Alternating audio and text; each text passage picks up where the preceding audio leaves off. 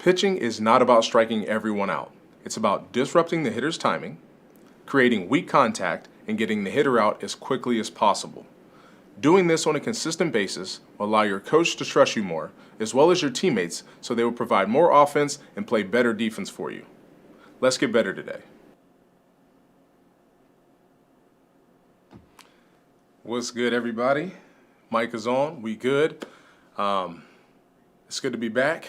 I'm Perci Garner, host of 99 Miles Per Hour, and also pitching tips here on my YouTube channel.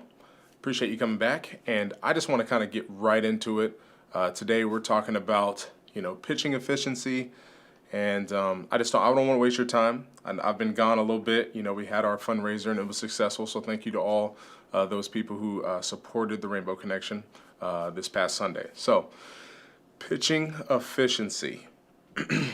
Now, when I say that, that just means kind of what I'm doing in this video. I'm being efficient in this video. I'm not wasting your time, and by asking you to subscribe or like the video, but just getting right to the point. Not farting around and just attacking hitters, being aggressive, and making sure your pitch count doesn't get up there. So, and like I just said, pitching is not about striking everyone out. It took me a long time to get that through my skull.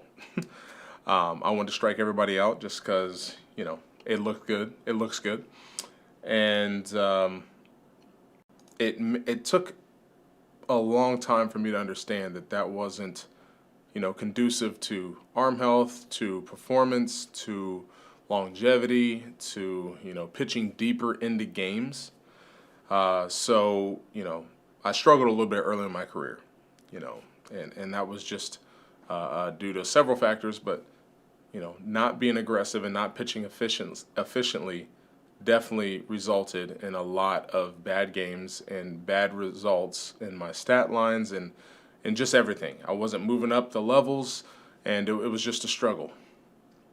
But I think I shared it with you guys before.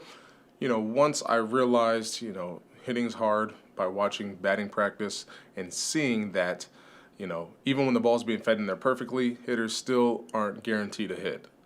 And I realized that I throw harder than the coaches throwing batting practice, so I shouldn't be, shying away from the contact and competing in the zone and, just making the hitter prove that they can get on base. So I just want to, preface everything but talking about, pitching efficiency and how important it is to learn at a young age. But before we get into, all the positive results from pitching efficiently, I think it's important that we talk about, my quick story of how I didn't advance or anything until I started pitching efficiently and, going deeper into the games when I was starting with the Phillies, all the way into just long relief and getting into the back end, into the later innings, because I got, I was pitching, sometimes 7 pitches in an inning. And, that led to low pitch counts, which means I get to pitch longer, which means I get to learn more. So, once you start pitching deeper into games, you get to, get put in different situations, and it causes you to learn and adapt and make mistakes, but, also mistakes are learning opportunities. So that's when I started to flourish. And once I stopped trying to strike everyone out in the world, and I just started to, not pitch to contact, because I hate that phrase too, but just compete in the zone and force the action. And I will say, one thing that really got me on board with that was with the Phillies. So when we would do our pitching charts, one of the stat lines they would have on there is how many outs did you get using 4 pitches or less. So that kind of stuck with me, and I started to focus on that, and good things started to happen. So I know strikeouts are pretty, and everybody's starting to loosen up in baseball a little bit, and allow people to celebrate a little bit, but we don't need to do any swords. We just need to go about our business, get these outs as fast as we possibly can, and that results in good things all the way around. So the next thing I want to talk about is your arm, your health, and your progression, and just getting better as a pitcher. So when you pitch efficiently and you're able to, rack up innings and, all that goes, it's observed by coaches, by your teammates. And one thing I like to mention is, when you're not pitching efficiently and you're throwing balls and you're going to long, deep counts all the time, fielders kind of get a little weary out there. So, defense may suffer. But if you're going after hitters, and there's contact and there's ground balls and there's fly balls, your fielders are a lot more awake and they're a lot more, cognizant of what's going on and able to make some big plays for you. I would say a lot of no-hitters we see nowadays are, low pitch count no-hitters. It's not like they're 20 strikeouts. And I think that's just because they're being more efficient. And I even found that out in the minor leagues. I would see some guys that I was more talented in, threw harder than, but they were through 7 innings with 80-some pitches, and I'm at 6 innings with 100. So just goes to show that little things like this matter, and especially when we're talking about building arm strength.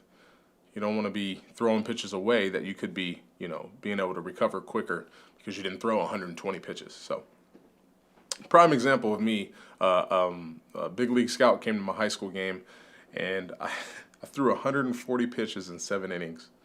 And it was a shutout. I gave up 0 runs, but also had 10 walks. No professional scout is going back to the team saying this guy's good. It's definitely something you want to work on. But another thing I want to talk about is, teammates and coaches, they just will trust you more. You'll get put in better situations, and on your high school team, no matter what team you're playing on, if you're showing that you can get in and get quick outs, you'll be put in better situations in the game.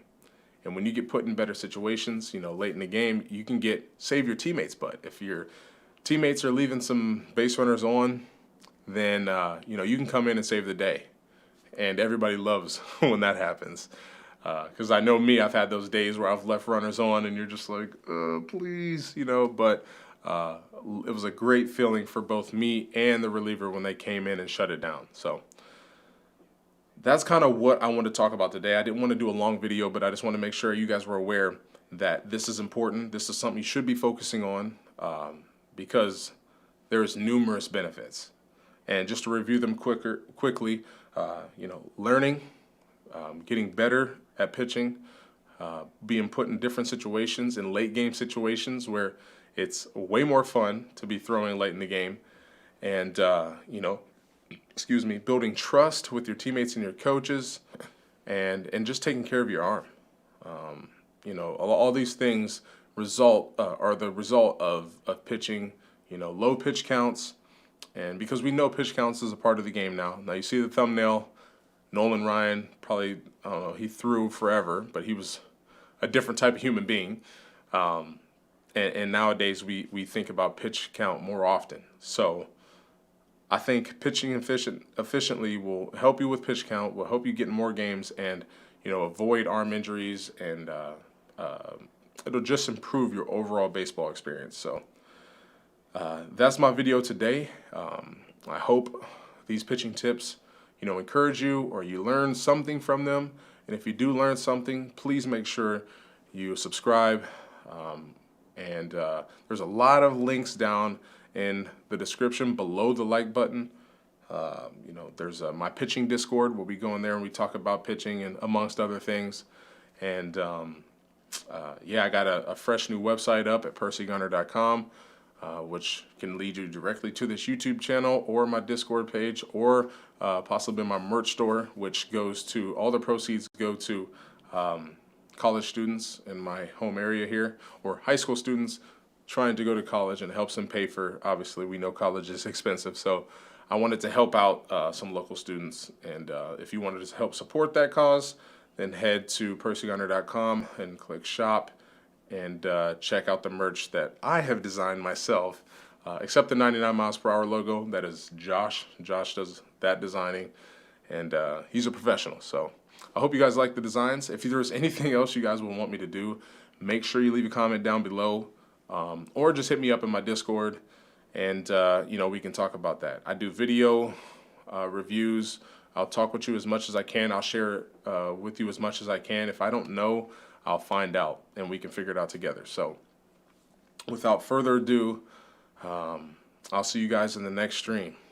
Peace.